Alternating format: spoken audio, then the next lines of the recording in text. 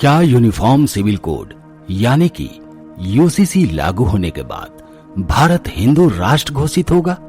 क्या कांग्रेस भी अब हिंदू राष्ट्र के समर्थन में आ गई है?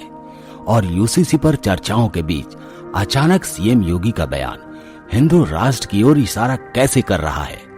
इन सारे सवालों के बीच आपको ये हम बताएंगे कि यूसीसी लागू होने से देश में क्या क्या बदल जाएगा और मुसलमानों के नाम पर अपनी दुकान चलाने वाले क्यों बिलबिलाए हुए हैं। दरअसल यूनिफॉर्म सिविल कोड और भारत को हिंदू राष्ट्र घोषित करने की मांग पिछले कई दशकों से चल रही है। यूसीसी बीजेपी के मैनिफेस्टो के बड़े वादों में से एक है। पार्टी अपने मैनिफेस्टो में शामिल ज्यादातर बड़े वादों को पूरा कर चुकी है, जिसमें अयोध्या में राम मंदिर निर्माण शुरू कराना, 3 तलाक से छुटकारा दिलाना और कश्मीर में अनुच्छेद 370 हटाने जैसे मुद्दे शामिल हैं। पीएम मोदी ने जब से यूनिफॉर्म सिविल कोड लागू करने के संकेत दिए हैं, तब से पूरे देश में इस मुद्दे पर बहस छिड़ गई है। कहा जा रहा है कि केंद्र सरकार आगामी मानसून सत्र में यूसीसी का बिल संसद में पेश कर सकती है। मानसून सत्र में ही इसे लागू करने की पूरी तैयारी कर ली गई है। साथ ही राज्यसभा में इसे कैसे पास कराया जाए, इस प्लान पर भी तेजी से काम चल रहा है। यूसीसी के मुद्दे के बीच हिंदू राष्ट्र का मुद्दा भी तूल पकड़ने लगा है। अब सोशल मीडिया पर दावे किए जाने लगे हैं कि यूसीसी लागू होने के बाद हिंदू राष्ट्र भी घोषित होने वाला है। दरअसल भारत को हिंदू राष्ट्र घोषित करने की चर्चा अब क्यों जोर पकड़ने लगी है, इसके लिए हमें कुछ महीने पीछे जाना होगा, जिससे देश को हिंदू राष्ट्र घोषित करने के कहीं न कहीं संकेत मिलते हैं। भारत को हिंदू राष्ट्र घोषित करने का सबसे बड़ा सिग्नल अपनी हिंदुत्व छवि के लिए पहचाने जाने वाले और बीजेपी के फायर ब्रांड नेता सीएम योगी के बयानों से मिलता है।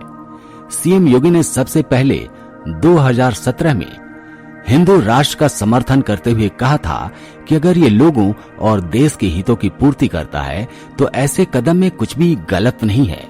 इसके अलावा सीएम योगी ने इसी साल 15 फरवरी को एक ट्वीट करते हुए लिखा था कि भारत हिंदू राष्ट्र है क्योंकि भारत का हर नागरिक हिंदू है। भारत हिंदू राष्ट्र था और आगे भी रहेगा।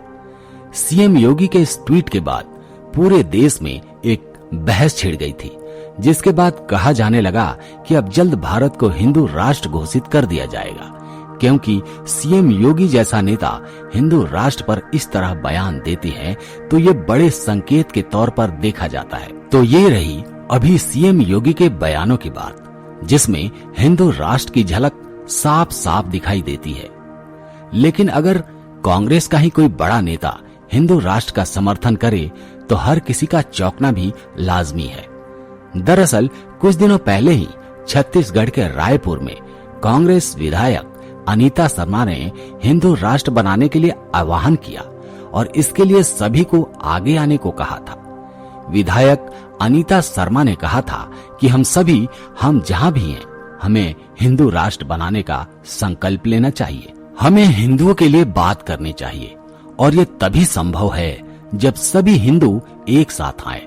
हालांकि अनीता के हिंदू राष्ट्र के आह्वान पर कांग्रेस के बड़े नेताओं ने चुप्पी साध ली थी। तो वहीं जब हवन पूजा के बाद पीएम मोदी ने सेंगोल को एक नए संसद भवन में स्थापित किया था, तब ये चर्चा तेज होने लगी थी। पीएम मोदी ने हिंदू राष्ट्र की नींव रख दी है।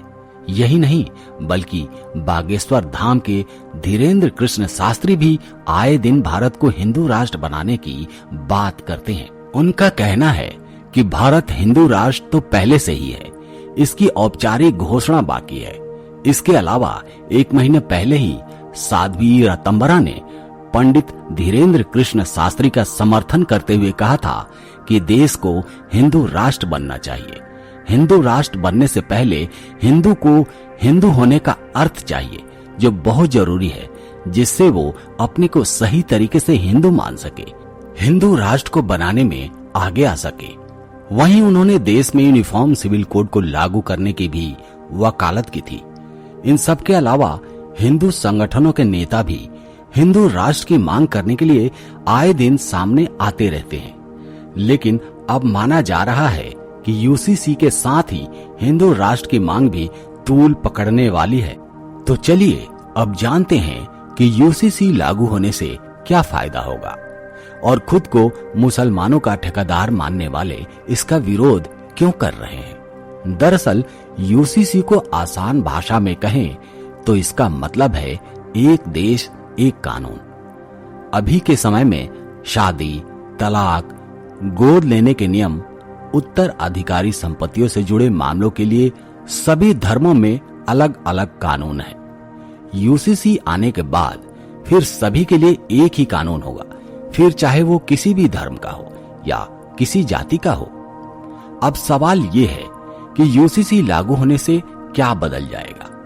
हिंदू, सिख, जैन और बौद्ध के पर्सनल मामले हिंदू मैरिज एक्ट से चलते हैं।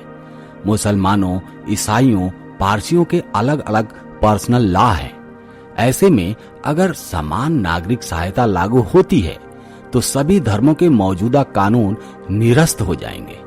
सभी धर्मों में फिर शादी, तलाक, गोद लेने के नियम, उत्तराधिकार और संपत्तियों से जुड़े विषयों पर एक ही कानून होगा।